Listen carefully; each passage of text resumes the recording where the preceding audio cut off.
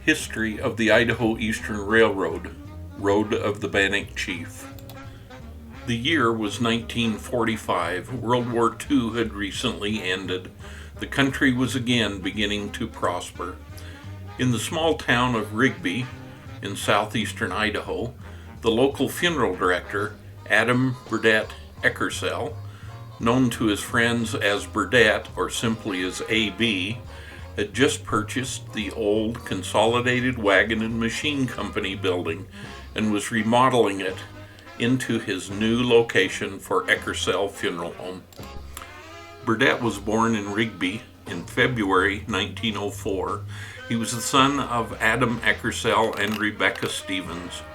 His paternal grandmother, Henrietta MacPhail Eckersell, was from Scotland and immigrated to the United States in 1856. Her family had joined the Church of Jesus Christ of Latter-day Saints, and she crossed the country with the Willie Handcart Company to come to Salt Lake City, Utah as pioneers. Burdett grew up in Rigby and Idaho Falls. While attending Idaho Falls High School, he had the privilege to have started the first Idaho Falls High School band. Later, he played the drums with the Jazzadores group, entertaining throughout the region. As a young man, he held many jobs. He was always thinking of ways to improve and modify the jobs to increase the profit. He even ran the Pure Oil service station, the only service station in Idaho Falls at the time. One of his passions was the railroad. As a young man, he hired on as a hostler in the Idaho Falls train yards, moving rail cars around the yard.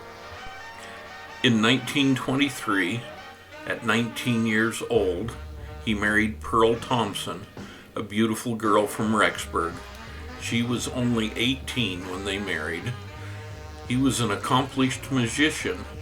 With Pearl as his assistant, they performed shows all over eastern Idaho. In 1927, Burdett settled into his lifelong career of being a funeral director. By 1945, when he bought and remodeled the new building, his business was well established in southeastern Idaho, and especially Rigby. As part of the remodel, they added a large 4-bedroom, 2-bathroom apartment above the funeral home that would be their home and where they raised their family. They both lived there until their passing, Burdett in 1984 and Pearl in 1999. Before they moved into their new apartment, they lived in a home at 275 West Main Street in Rigby. The funeral home business was downtown on the second floor above the J.C. Penney store. In this picture, you can see their building on the far right. The business was in the building where Rigby Furniture had been located.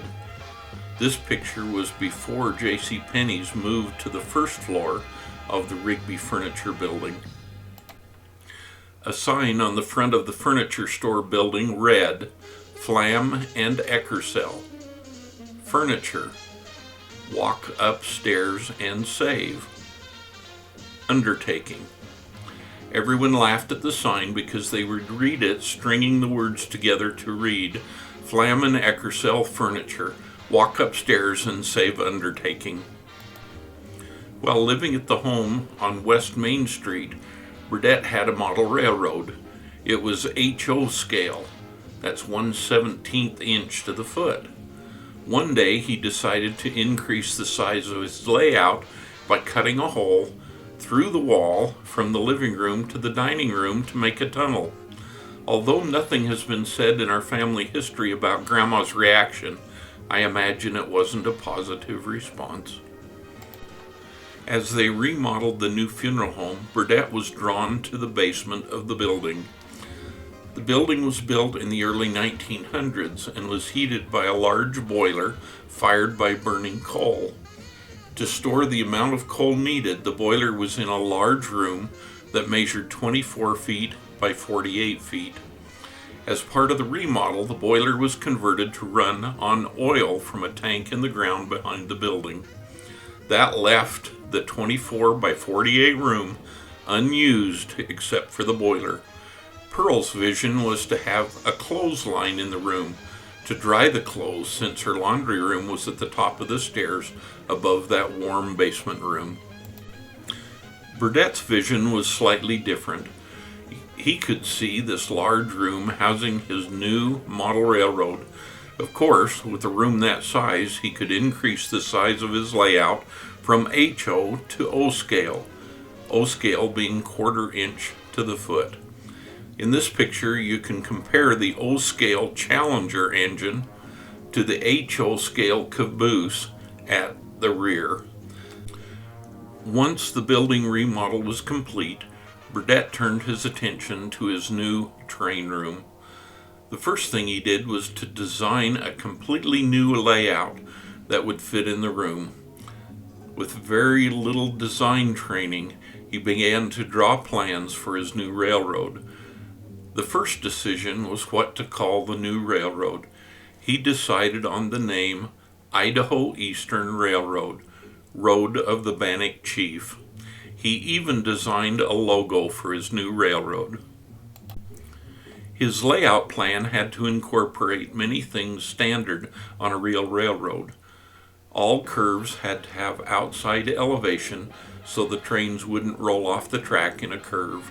All curves needed to be spiraled so the trains wouldn't have grades too steep to climb. The yard needed to be designed with multiple parallel tracks for storing engines and cars. Turnouts needed to be designed. And then there was the wiring. His layout is powered by 12 volts DC going through the tracks. To reverse the direction of an engine, the polarity of the DC needed to be reversed. To efficiently operate such a large layout, the whole layout needed to be divided into sections, each section with its own on and off switch, 19 sections in all. Then there was the reversing loop. Without an electrical degree or training, this had to be quite an undertaking. Yes, pun intended. The control board for the layout was incredible, with 19 turnout switches, 19 section switches, 4 direction switches for reversing polarity, 2 throttles, and several gauges to monitor the layout. All total, when complete, the layout has almost 3,500 feet of wire. Once designed on paper, he needed to build a strong wooden base for the whole layout. He asked a good friend and fellow Rigby businessman, Hon Bishop, for help. Hon owned Bishop Cabinet Shop in Rigby. They worked many long hours to build the base before Burdett could even start laying track or start wiring. The whole thing was a masterpiece of woodworking, mechanical engineering, and electrical engineering. The design even takes the multi-level tracks behind the boiler and under and through the stairs. How was he able to find the time to invest in his hobby? The answer to that is really pretty easy. He was a funeral director or mortician. His business required him to be on call 24 hours a day. In those days, they didn't have pagers or beepers or cell phones. He had to be near his telephone in the building to accept calls to continue his business. So he had a loud ringer bell mounted in the garage that he could hear while in the basement working on the trains. When the bell would sound, he would rush upstairs and answer the phone. I don't know why he never had a phone installed in the basement train room. When he was out on a death call or holding a funeral, Pearl would listen for the phone and answer it. This was the way business was done until very late in his career, shortly before he retired. He wasn't always stuck in the funeral home. Every day he would walk across Main Street to Walker's Cafe, or later Me and Stan's, for a cup of sin. He was a coffee drinker, and Grandma stopped making it for him, so off he would go for his coffee that he called his cup of sin. After the base was built, he was finally able to start laying track. It was not like the track we buy today, where we buy a section of track and simply connect each section together. He would buy individual lengths of brass rails and individual pre-cut ties, and of course, individual spikes to hold the rails down to the ties. He would tack down each tie with a single small brad, then lay the rail over the ties and connect them down with small spikes every 4 ties. This included spikes on both the inner and outer side of the rail. All of this carefully done to gauge the correct distance between the tracks. In this picture you can see the Idaho Eastern spikes shown on the white paper and full-size railroad spikes shown on the far right. When a turnout was needed, it had to be hand-built and installed, all 19 of them. He even had blueprints to make these from. When the track line runs outside the yard, he could use pre-built, purchased roadbed that includes the ties, but he still had to hand lay the track with the small spikes over the bed. To hammer the spikes, he used a pair of needle nose pliers and simply pushed the spikes in. One day in my youth, I asked Grandpa how many total feet of track he had in the layout. I was surprised he didn't know right off the top of his head, but more surprised at his answer. He said, and I quote, "I don't know. You can measure it," unquote. Being young and nimble, I went about measuring it with my cousin Lane. All total, there are 513 feet of track.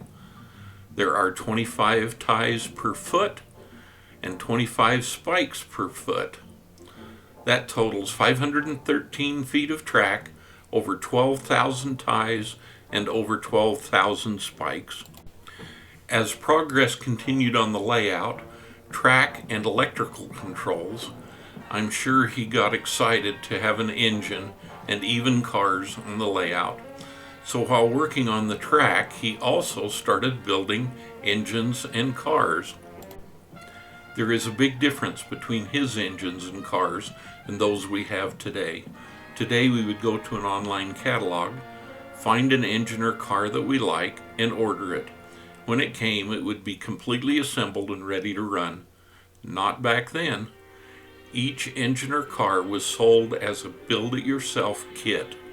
He would purchase these kits from mail-order catalogs and have them shipped to him. When he was ready to start building a kit, he needed to dedicate a lot of time to the build. For him to complete a flat car or box car would take approximately 30 days. To complete an engine would take up to a year. Here's a picture of a boxcar kit. There is a finished Pacific Fruit Express boxcar in the picture for comparison.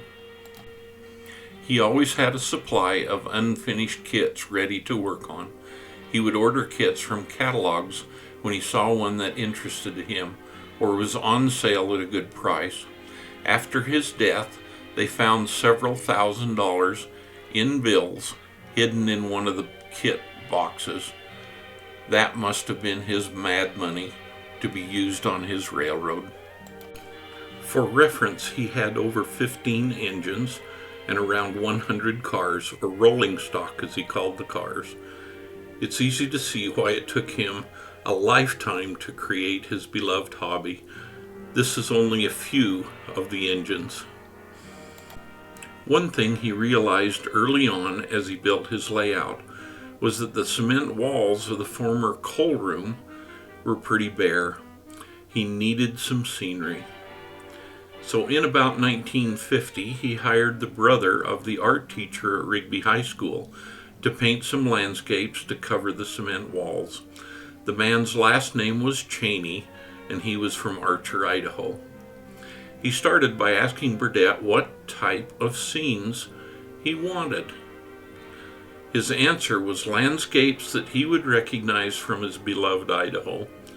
So they decided to start near the stairs where most people could recognize the Teton Peaks, a famous local attraction.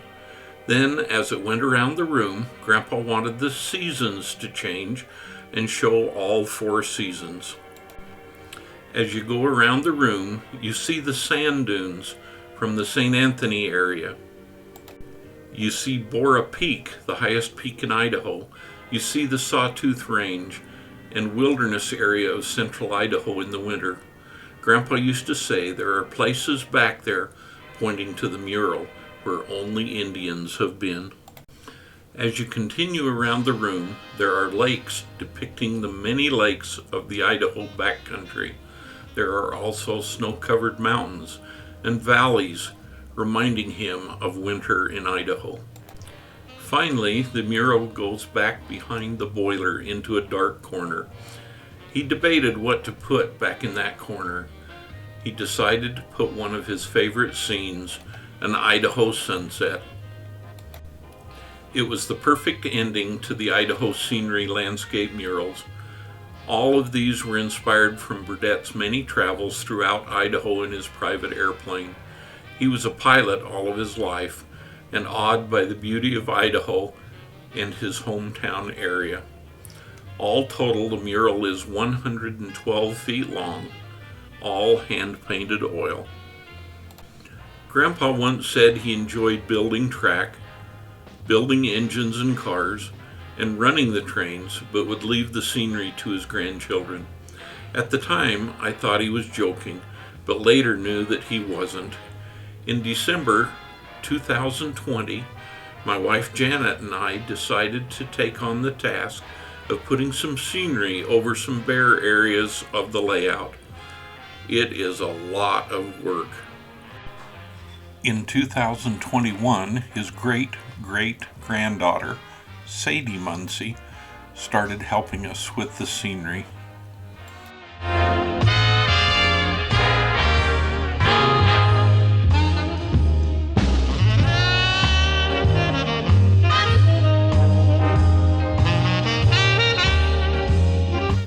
In December 2021, his great-great-grandson, Logan Muncy, who is an art major at the University of Utah, came to help. Logan saw the lake without an outlet and decided it needed a waterfall. He did an amazing job creating a waterfall out of the lake, behind, then under the train.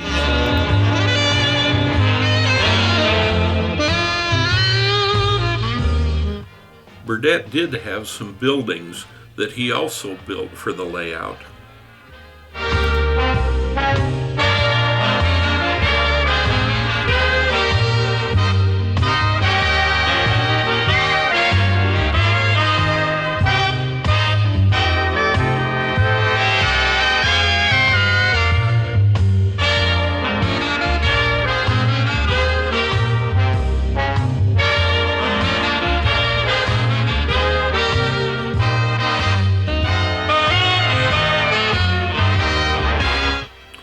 As the layout started to come to completion, Burdett would show off his hobby to anyone that was interested. He loved to run the trains for people. As they would have viewings at the funeral home, he would gather the children and take them down to see the trains. He had several purposes for showing the kids. One, it got the kids out of the parents' hair so they could talk. Two, he and his trains became the center of attention. And finally, it helped the children learn that the funeral home wasn't a sad, scary place. To this day, people that saw the trains as children comment that Mr. Eckersell and his trains helped make the funeral home a less scary, unhappy place. As the word spread about the trains, groups started to make reservations to see them. Cub Scout groups, Boy Scout groups, ward young men and young women groups, school groups, church groups, dignitaries from government and national associations like the National Funeral Directors Association, and individual families. People from all over the Snake River Valley and for hundreds of miles away came specifically to see the trains. Television stations from Idaho Falls and Salt Lake City came to film interviews, and newspapers from all over ran stories and pictures of Mr. Eckersell and his hobby. When he would show the groups the trains, he would explain to them how long it took to build each engine and the numbering on the engine indicating when it was complete and when it went into service. For example, 49 meant that it was finished in 1949. 501 meant it went into service in January 1950. And 5708 meant it was finished in August 1957. He had several special cars that he loved to show. He had a circus car that was built in May 1953 for his grandson Ron's birth. He had a boxcar with the letters PHD on the side. He called that his doctor's car. He has a Roma wine tank car that was always good for a laugh. He even had a boxcar with B and M on the side. He never said why, but people would chuckle when they saw that car. He also had a State of Maine boxcar. Because of that boxcar, I always wanted to visit Maine someday. He has a small yard switch engine that I call the Growler, built in October 1948. I call it this because when I was a young child watching him run the trains for groups, when he ran this one, it made a special growling sound as it ran through the yard across the plywood deck. He has steam engines of several sizes and diesel engines of several styles and sizes. Here are only a few. He has flat cars, box cars, a military cannon, and a military radar car, track maintenance cars, and passenger cars.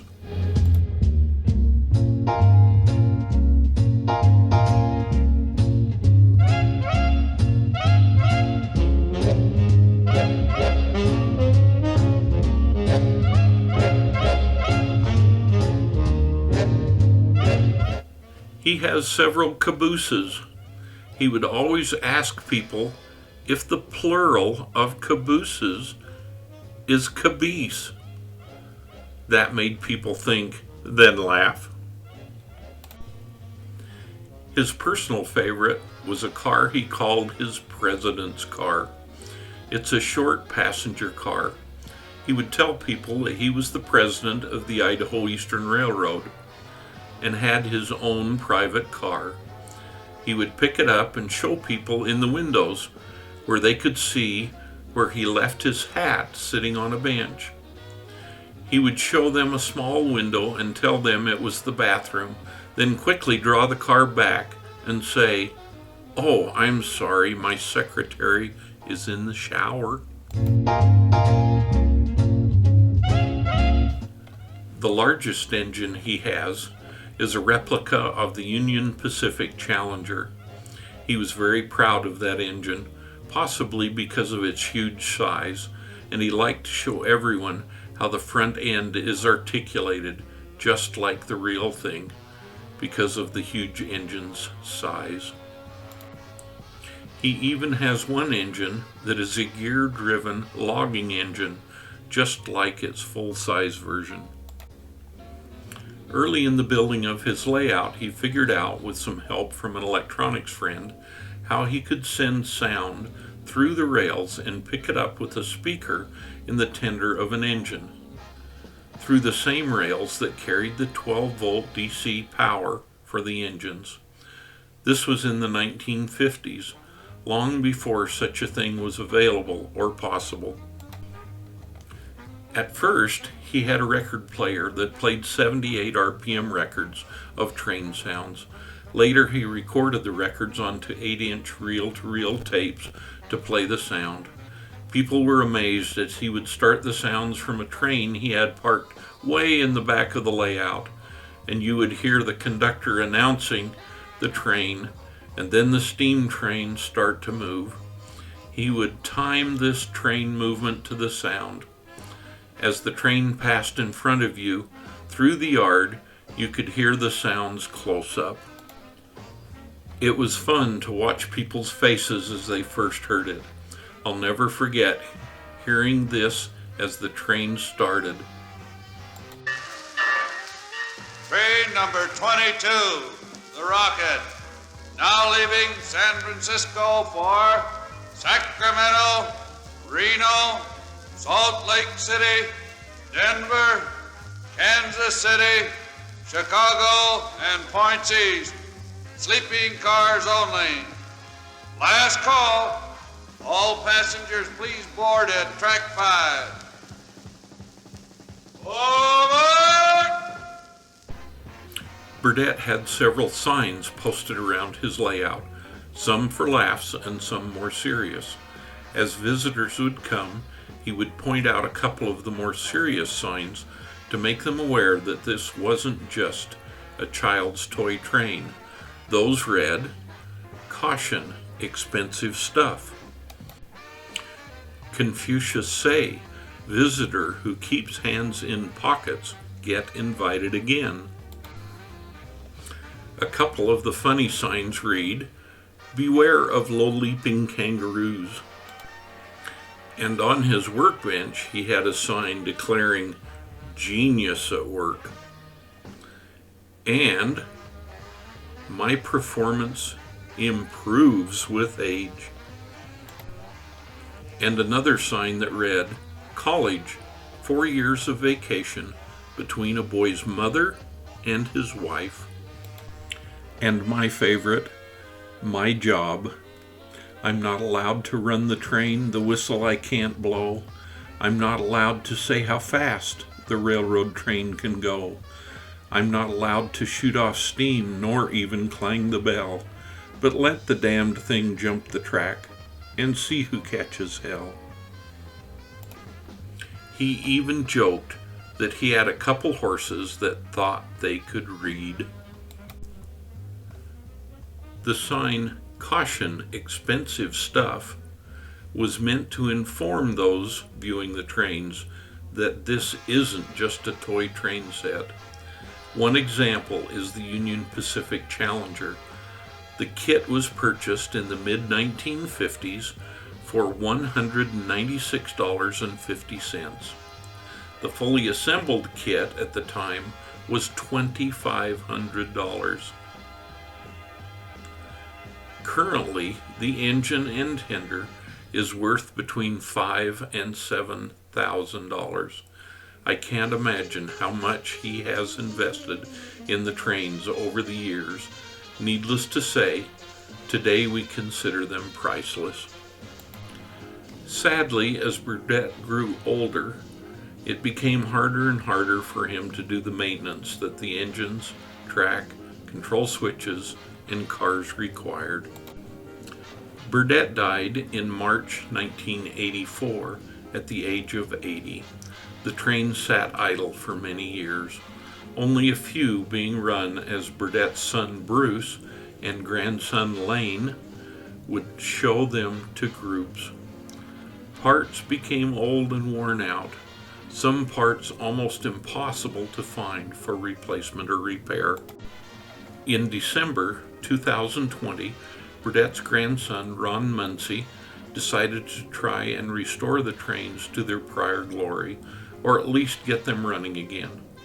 By February 2022, after doing maintenance on most engines and replacing motors in some, and replacing all of the track switches and rewiring the control panel, the trains are again operating. Most components are getting pretty old and tired, but a lot of the layout is working again, and visitors again enjoy watching them run. A personal note from me, Ron Muncie. As a young child, I would follow Grandpa down the stairs when he would run them for groups of people. As the people would all gather around Grandpa to watch and hear his stories, I would sit on the stairs about halfway down. I loved watching the trains. I loved watching the people and their reactions to both the trains and my grandpa. Mostly I enjoyed watching Grandpa perform for the crowd. He was certainly a performer and loved doing it. In the mid-1970s, a picture was taken of Grandpa showing his great-grandson David Muncie, my son, the trains.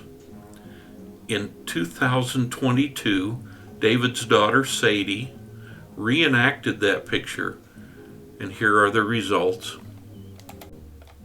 One of my favorite things was to watch the visitors' reactions when they first saw the trains. When they came down the stairs, they would stop about halfway down when they first see the size and complexity of the layout and sigh or make comments.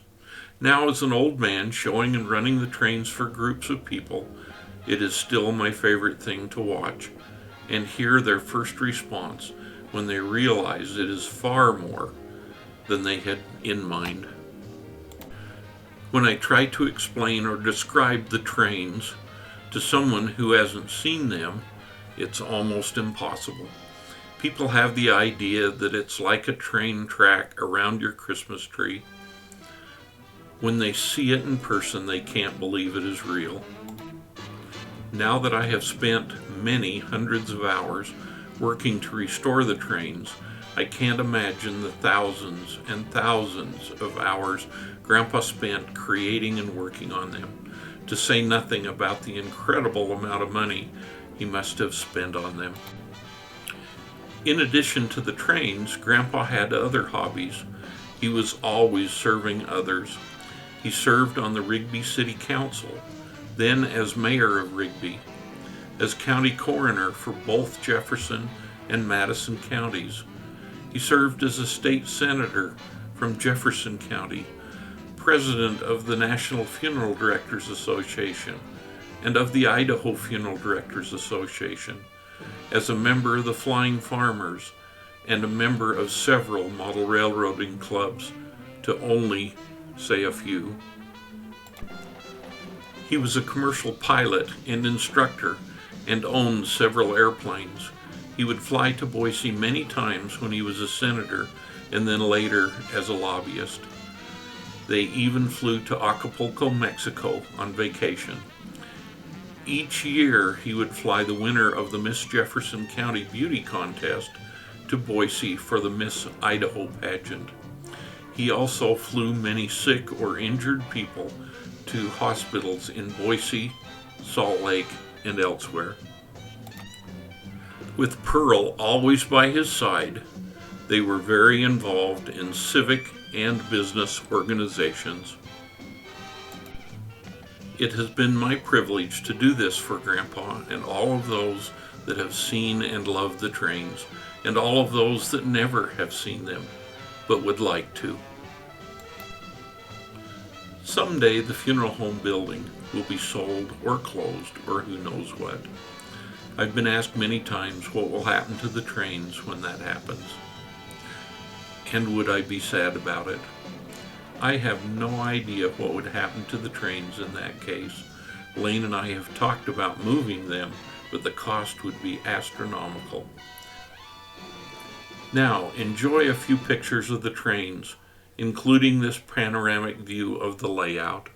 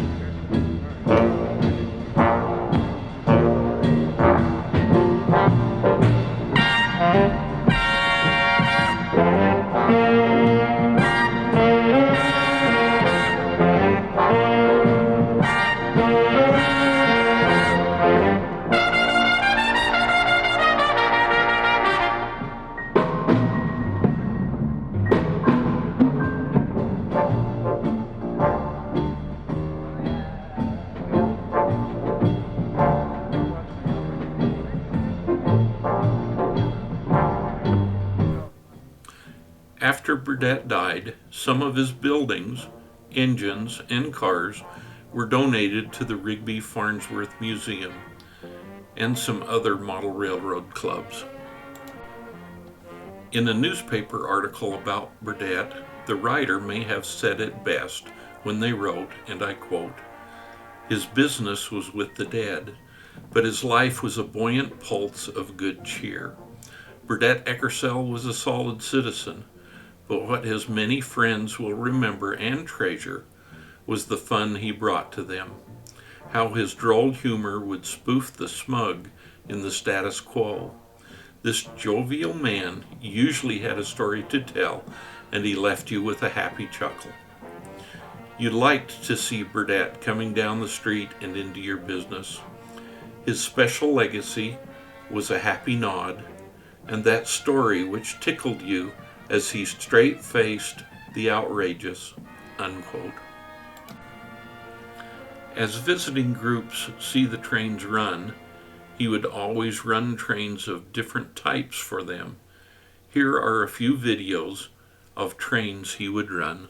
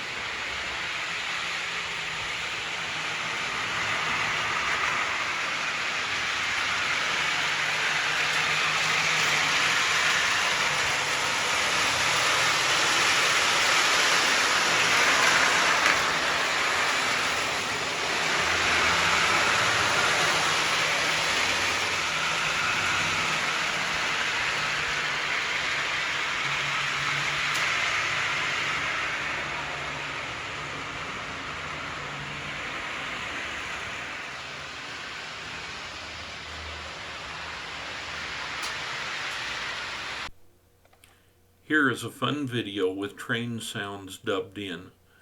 I recorded it in February 2021, shortly after I started the restoration.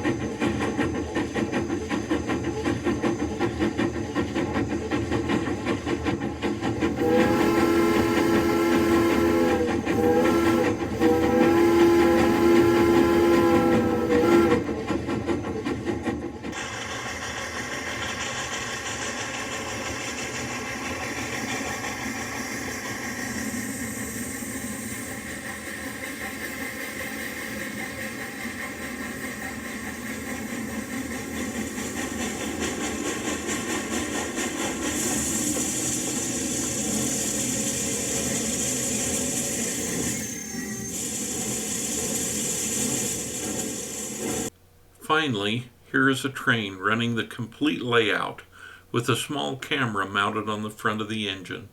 This includes the original sound of the engine running.